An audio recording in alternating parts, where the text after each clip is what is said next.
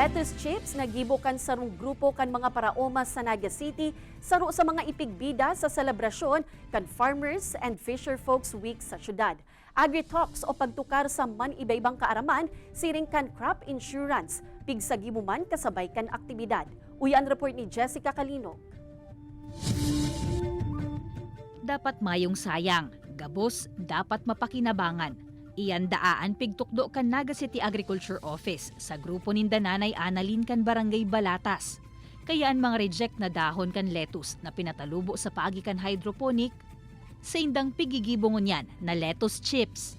Sa mga trade fair para mientras ninda ining pigpapabisto asin pigpapabakal nin 100 pesos per pack. Iyan po kaya may dagdag kami dyan na dikit na arena, kung ano. Tapos, ngunyan po tayo nag-trade fair kami, may mga nakaka-encounter kaming bawal palansin na ng iba-ibang mga ano kang, alimbawa, ang arena po kaya kadakol variety, alimbawa, kasaba. Iyan po ang saroyan sa pigaadalan mi para si gabos na customer matawan mi. Ang mga produkto kan grupo ni Annalyn asin iba pang farmer organizations hali sa 10 agricultural barangays kan syudad iyuman an bida sa piglansar na agri-fair katakod kan Farmers and Fisher Folks Week. Sigun ki Acting City Agriculturist Ernest Asense III, apwera sa pagpapabisto kan mga produktong igwa sa syudad, lauman kan sa indang opisina na urog pang maedukar ang mga nagyenyong parauma asin parasira, dapit sa priority commodities asin crop insurance. Kay po ni reorient ang implementation po, ang policies and guidelines, nagbabarabago every year.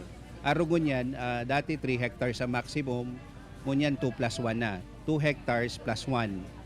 So, ini pong 2 hectares sa mga grains yan, rice and corn, ining +1 to give importance to high value crops. Pigserto man kan Agriculture Office ang padagos na suporta asin pagtaong asistensya sa mga nasa sektor kan agrikultura sa syudad. Dawa papakalihis kaining Farmers and Fisher Folks Week. Kaibanan si Gerald Gandia, Jessica Kalinog, Balitang Bicolandia.